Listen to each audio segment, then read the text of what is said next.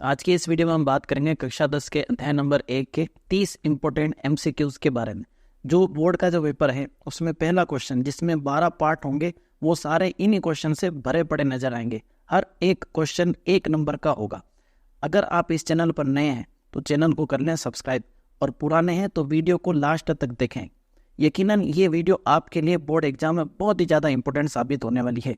तो बिना किसी देरी के क्वेश्चन को स्टार्ट करेंगे और जितना जल्दी हो सकेगा उतना जल्दी हम इन 30 क्वेश्चन को निपटाने की कोशिश करेंगे।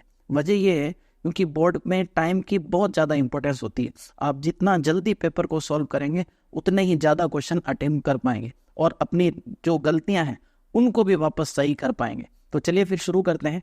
क्वेश्चन नंबर 1 से शुरुआत होती है। निम्न में से कौन अपरिमेय संख्या नहीं है? देखें, अपरिमेय नहीं है तो भी परिमेय होगी, तो डायरेक्ट नहीं पूछ करके इनडायरेक्ट इसने पूछा है कि इसमें अपरिमेय संख्या अपने को ढूंढनी। तो ये वाली जो संख्या है 121, इसका वर्गमूल होगा 11 और 11 किस में जाता है? परिमेय में। तो यहाँ अपने इस क्वेश्चन का आंसर होगा ऑप्शन नंबर 4। बड़े दूसरे क्वेश्चन में एक संख्या दे रखी है 2 - √3। पूछा है ये कौन सी संख्या है? परिमेय है, अपरिमेय है, सम है या पूर्णांक है?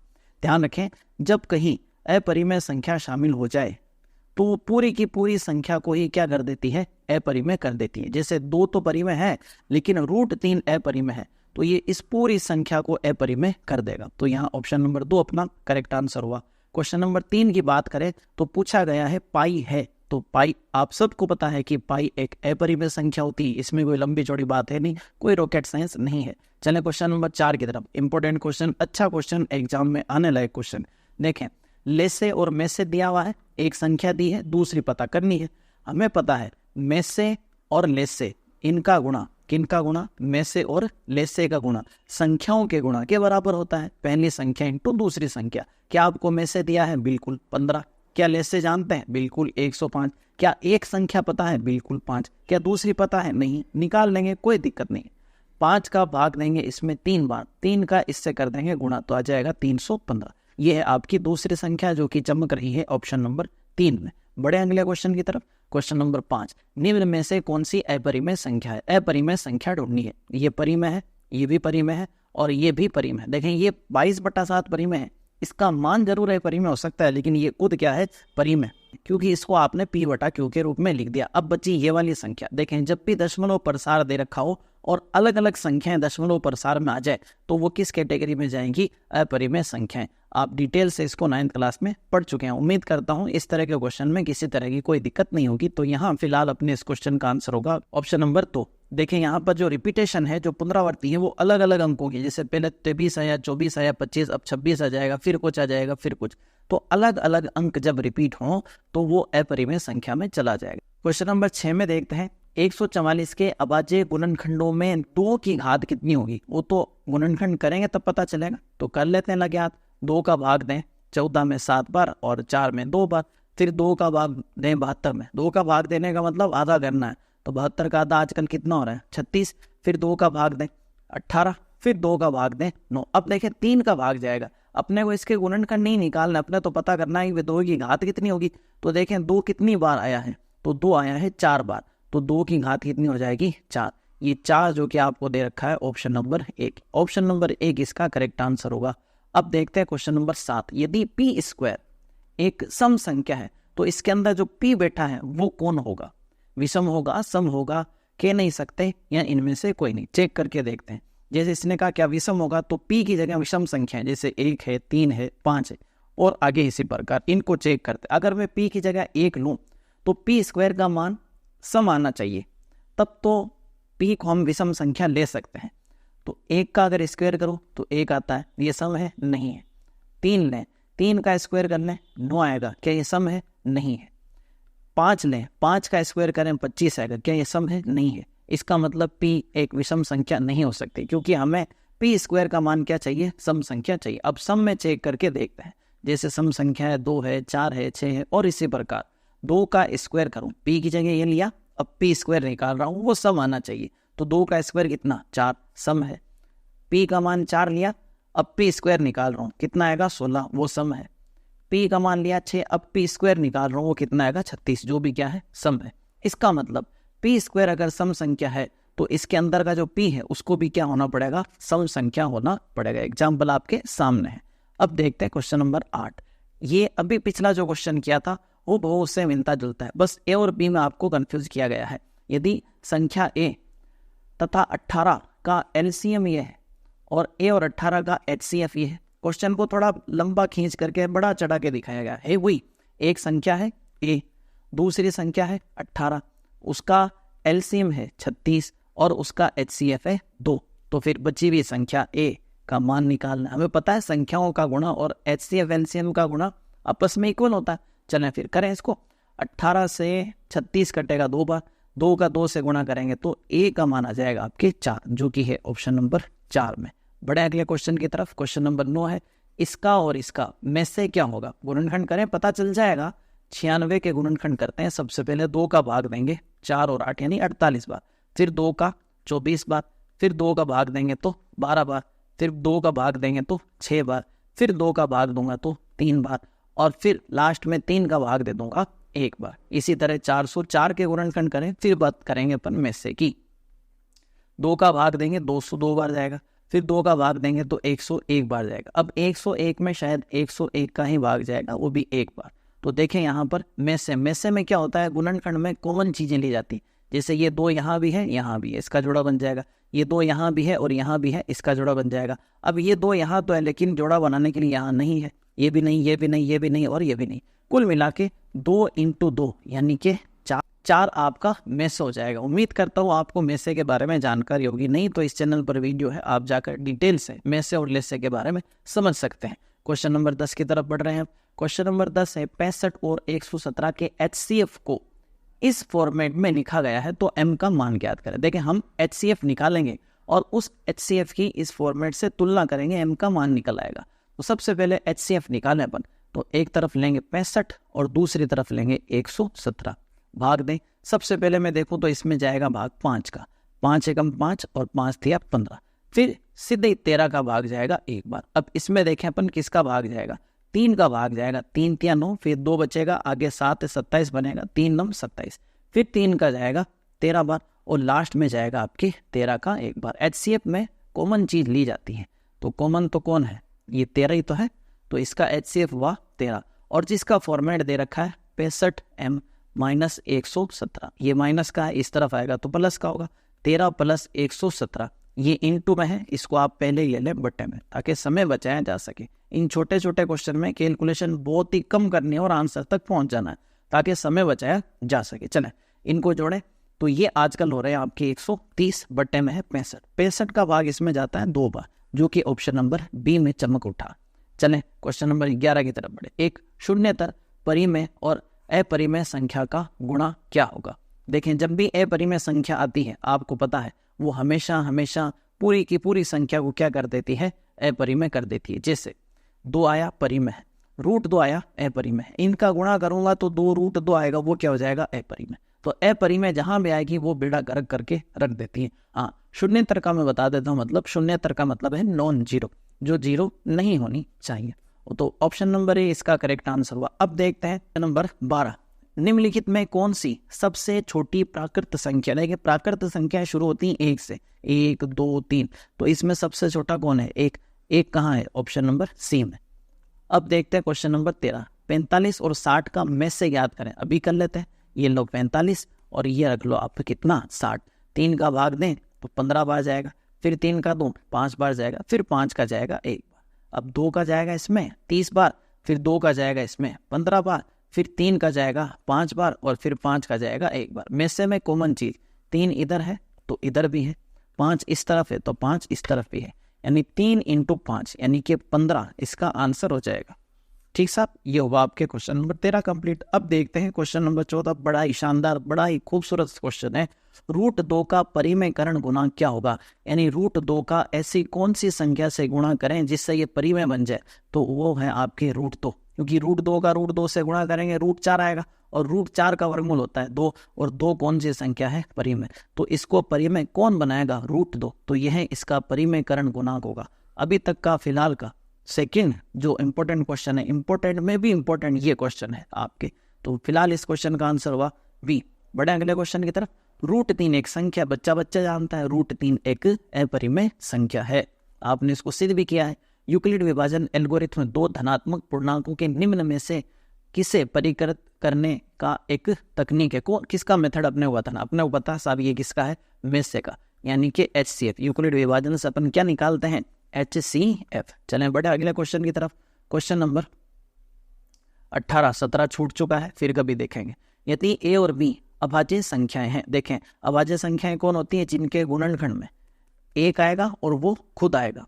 तो B के गुणनखंड में कौन आएगा, अगर B अभाज्य है तो 1 और B खुद, ठीक साहब। तो अब इनका अपने को लेस से निकालना है। लेस से में क्या करते हैं, सबको लिया जाता है गुणनखंड में, सबको, यानी 1 को भी लेंगे हम A को भी लेंगे, हम B को भी लेंगे, इन सब का करें गुणा, तो रिजल्ट आएगा आपके AB। तो AB इसका क्या हुआ, लेस से। अगर मान लें इसका आपसे में से पूछा जाए, तो में से में हम कॉमन चीज लेते हैं, दोनों जगह आनी चाहिए। तो दोनों जगह कौन आ रहा है, 1, जो 1 है वो इसका में से हुआ। तो यहाँ पर आपको में से और लेस से दोनों मैंने बता दिए हैं। अब देखते हैं क्वेश्चन नंबर 19। दो परिमेय संख्याओं के बीच अधिकतम कितनी परिमेय संख्या हो सकती, अनंत। इसका जवाब क्या है, अनंत। कैसे, वो मैं बता देता हूँ। जैसे मान लें एक तरफ है 2 और एक तरफ है 4, इनके बीच कौन होगा, 3। कैसे निकाला, इन 2 को जोड़ा और आधा किया। भाई 2 और 4 कितना, 6, 6 का आधा कितना, 3, 3 बीच में है। तो अब मैं इन 2 को जोड़ के आधा करूंगा तो एक संख्या आ जाएगी, फिर मैं इन 2 को जोड़ूंगा आधा करूंगा, दूसरी संख्या आएगी, इन 2 को जोड़ो आधा करो फिर आएगा, इन 2 को जोड़ो आधा करो नई संख्या आएगी। तो ये कब तक चलेगा, ये अनंत तक चलेगा। इसलिए कहा जाता है कि दो संख्याओं के बीच में अनंत परिमेय संख्याएं होती हैं। ये हो गया आपके क्वेश्चन नंबर 19। बड़े क्वेश्चन नंबर 20 की तरफ। सबसे छोटी भाज्य संख्या, सबसे छोटी कौन सी संख्या, भाज्य संख्या, और सबसे छोटी अभाज्य संख्या का में से ज्ञात करें। सबसे पहले तो हम पता करें कि सबसे छोटी भाज्य संख्या कौन है। तो सबसे छोटी जो भाज्य संख्या है वो है आपके 4, और सबसे छोटी अभाज्य संख्या है वो 2। अब इनका निकालना अपने को में से, तो इसके गुणनखंड करूं तो 2 × 2, और 2 के करूं तो ज़्यादा से ज़्यादा मैं 1 × 2 लिख सकता हूं। पूछा अपने को में से है, में से में वो चीज़ उठाई जाती है जो दोनों जगह आती है, यानी कि 2। तो फिलहाल अपने इस क्वेश्चन का आंसर हो जाएगा ऑप्शन नंबर बी, ठीक साहब। अब देखते हैं क्वेश्चन नंबर 21। दो लगातार संख्याओं का में से, लगातार यानी 1 और 2, इनका अपने को में से निकालना। 1 के गुणनखंड, अब 1 के क्या लिखूं, 1 × 1 लिख दूं। 2 के गुणनखंड, 2 के क्या लिखूं, 1 × 2 लिख दूं। अब में से में तो उसी को उठाया जाएगा, तो दोनों जगह होगा, दोनों जगह कौन, 1, यानी इस क्वेश्चन का आंसर होगा 1, जो कि है ऑप्शन नंबर बी में। अब देखते हैं क्वेश्चन नंबर अगला, यानी कि 22। दो संख्याओं a और 18 का ले से इतना और में से इतना, तो a का मान ज्ञात करें। देखिए एक संख्या है ये इंटू दूसरी संख्या है ये, ले से है ये इंटू में से है ये। अपने को पता है संख्याओं का गुणा और उनके HCF LCM का गुणा आपस में बराबर होता है, उस चीज का फायदा उठाएंगे।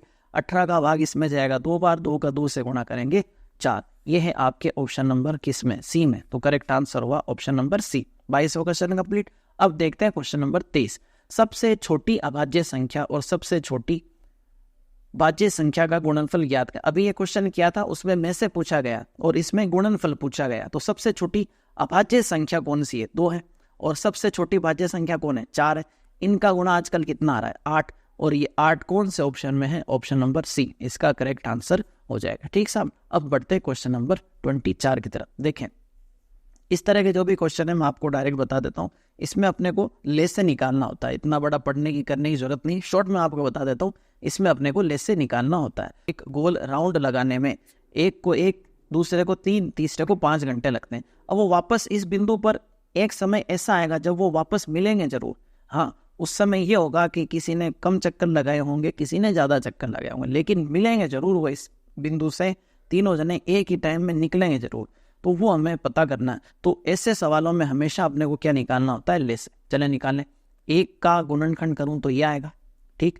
3 के करूं तो ये आएगा, और 5 के करनी चाहूं तो इससे ज़्यादा मैं कुछ कर नहीं सकता। अब लेस से में सबको लिया जाता है, 3 को और 5 को, इनका गुणा करें तो कितना आ जाएगा, 15। तो यहाँ पर अपना जो क्वेश्चन का आंसर है वो 15 घंटे। अब देखते हैं क्वेश्चन नंबर 25। निम्न में से कौन सी यौगिक संख्या है। देखें अलग से नाम आया है यौगिक संख्या। तो देखें यहाँ पर यौगिक संख्या का मतलब होता है भाज्य संख्या। शॉर्ट में आप ध्यान रखें, यौगिक का मतलब क्या होता है, भाज्य संख्या। ये क्वेश्चन थोड़ा सा डरावना है क्योंकि नाम अलग से आ गया। तो याद रखें, अगर एग्जाम में आ जाए तो याद रखना अपने को यौगिक संख्या का मतलब क्या होता है, भाज्य संख्या। तो देखें इसमें भाज्य संख्या कौन सी, ये क्या ना, ये है, बिल्कुल है। क्योंकि इसमें 3 का भी भाग जाता है, 7 का भी जाता है और 21 का खुद का जाता है, तो इतनी संख्याओं का इसमें भाग जाता है। तो ये है आपके कौन सी संख्या, यौगिक यानी कि भाज्य संख्या। बाकी चेक कर लें, 31 में 31 का जाएगा, 41 में 41 का, और किसी का नहीं जाएगा। चलें ठीक है, अब देखते हैं क्वेश्चन नंबर कौन सा 26। इसमें आपको पूछा गया है कि इसमें से कौन सा जोड़ा, कौन सा समूह, कौन सा युग्म सहअभाज्य है। सहअभाज्य संख्याएं वो होती हैं जिनका जो गुणनखंड है, उभयनिष्ठ गुणनखंड, वो 1 आता है, उसके अलावा कुछ नहीं आता। जैसे चेक करूं मैं 14 और 35, 14 के गुणनखंड करूं तो 2 × 7 और 35 के करूं तो 5 × 7। अब इसमें कॉमन कौन आया, 7, तो ये सहअभाज्य नहीं होगी। 18 के चेक करना, 18 के होंगे 2 × 18 और 9 के फिर करो तो 3 × 3, ठीक। 25 के करूं तो 5 × 5। अब इसमें देखें कोई चीज है क्या कॉमन, कुछ नहीं है। 1 तो है, क्योंकि 1 तो सबके गुणनखंड में आएगा ही आएगा, तो 1 के अलावा कोई दूसरा कॉमन नहीं है। इसका मतलब ये सहअभाज्य संख्या है। ये कौन सी संख्या है, सहअभाज्य। बाकी आप इनको भी चेक करके देख लें, इनके गुणनखंड में कोई ना कोई चीज उभयनिष्ठ आ ही जाएगी। ऐसी संख्याएं जिनके गुणनखंड में उभयनिष्ठ कौन हो, 1 के अलावा कुछ ना, वो सहअभाज्य संख्याएं कहलाती हैं। अब देखते हैं क्वेश्चन नंबर इसका 27। 2 संख्याओं का में से ये है, लेस से ये है, उनमें से एक ये है तो दूसरी बताओ। तो ए कितनी, 54, दूसरी को मान लो बी, इसका लेस से कितना 27 और में से कितना 27 और लेस से कितना है 162। अब देखें 27 का भाग इसमें दे 2 बार, फिर 2 का इसमें दे दें 8 और 1, 81 बार। तो जो दूसरी संख्या वो कितनी है, 81 है। तो इस तरह के 3 से 4 क्वेश्चन शामिल किए गए हैं, क्योंकि एग्जाम में आने के चांसेस इनके बहुत ज़्यादा है। ये हो गया आपके क्वेश्चन नंबर 27 पूरा। अब देखते हैं क्वेश्चन नंबर 28। निम्न में किसका दशमलव प्रसार शांत होगा। शॉर्ट में आपको बता देता हूँ, 9th में आप डिटेल में पढ़ चुके हैं। जिनके गुणनखंड में 2 आ जाए, 5 आ जाए या दोनों आ जाए, उनका दशमलव प्रसार शांत होता है। चेक करें, इसमें 2 आएगा क्या, नहीं आएगा, 2 का भाग ही नहीं जा रहा, कहाँ से आ जाएगा। इसमें 2 आएगा, नहीं आएगा। इसमें 2 या 5 आएगा, आ सकता है, आ सकता है, चेक करना पड़ेगा। जैसे 45 के गुणनखंड करें अपन, 5 × 9 45, और फिर इसके कर दूं तो 3। देखें मैंने क्या कहा आपको, जो बट्टे में संख्या है, जो क्यू P/Q के रूप में लिखते हैं, बट्टे में जो आता है, उसके जो गुणनखंड है उसमें या तो 2 आए या केवल 5 आए या ये दोनों आ जाए, इनके अलावा कोई नहीं आना चाहिए। तो देखें इनके अलावा कौन आ रहा है, 3, तो ये दशमलव प्रसार शांत हो ही नहीं सकता। अब बचा 1, उसको चेक करने की जरूरत ही नहीं है, अपना आंसर यही होने वाला है, ऑप्शन नंबर डी। फिर भी आप चाहें तो चेक करके देख लें, अगर कोई गलती हो तो कमेंट बॉक्स आपके लिए खुला हुआ है, बिना झिझक आप वहां पर बता सकते हैं कि साहब ये आपका क्वेश्चन गलत है। चलें अब बढ़े क्वेश्चन नंबर फिर से 29 की तरफ। सेम उसी तरह का क्वेश्चन फटाफट से निपटा लेते हैं। अपने को पता हमें निकालना क्या है, ले से बताएं 3 के गुणनखंड 1 × 3, बताएं 4 के गुणनखंड 2 × 2, बताएं आप 8 के गुणनखंड 2 × 2 × 2। अब यहाँ देखें ले से कैसे लिया जाता है, इस तरह अपने को चेक करना है। सबसे ज्यादा बार 1 कितनी बार आया, 1 बार आया। 3 कितनी बार आया, 1 बार आया। अब देखें 2 यहाँ आया है 2 बार और यहाँ आया है 3 बार, तो हम 3 बार वाले को रखेंगे। यहाँ ध्यान रखना है, में से में क्या करना है, तीनों जगह कॉमन हो उसको लें। ले से में क्या करना है, जो सबसे ज्यादा बार आया है उसी जोड़े के उठाना है। जैसे 2 यहाँ 2 बार आया, यहाँ 3 बार, ज्यादा बार वाला कौन सा है, 3 बार वाला, उसको हम उठाएंगे। 2 × 2 × 2। अब इनका गुणा कर लें, आपका आंसर तैयार है। 1 का 3 से 3, 3 दूनी 6, 6 दूनी 12 और 12 दूना 24, 24 घंटे। ये है ऑप्शन नंबर डी में। ये हुआ आपके क्वेश्चन नंबर 29। आखिरी क्वेश्चन, इंपॉर्टेंट क्वेश्चन, लास्ट वाला क्वेश्चन। देखें अगर आप अभी तक वीडियो में बने हुए हैं तो इसको लाइक करें और शेयर करें उन दोस्तों के साथ जिन्होंने अभी तक तैयारी शुरू नहीं की है। ये ऐसे क्वेश्चन हैं जो आपको पास करवा सकते हैं। इसने कहा 64 का वर्गमूल, 64 का वर्गमूल कितना 8, 64 का घनमूल कितना 4, से भाग देने का मान कितना होगा। भाग दें तो मान कितना आएगा, तो 4 का भाग 8 में कितनी बार जाएगा, 2 बार ही तो जाएगा। तो 2 किसमें है, ऑप्शन नंबर बी। ये हुए 30 MCQ। इसमें एक क्वेश्चन मिस था, तो 29 तो हमने किए ही हैं, 29 क्वेश्चन किए हैं। इसी तरह आगे के जो चैप्टर हैं उसमें भी अपन 20-30 क्वेश्चन करने वाले हैं। बहुत ज़्यादा इंपॉर्टेंट है, एग्जाम में आने के चांसेस बहुत ही ज़्यादा है। तो अगर आप चैनल पर नए हैं तो सब्सक्राइब कर लें, पुराने हैं तो पूरे वीडियोस देखें, अब देख लें, ताकि आप एग्जाम देने के लायक हो सके और एग्जाम में आप अच्छे नंबरों से पास हो सके। तो फिर मिलते हैं कल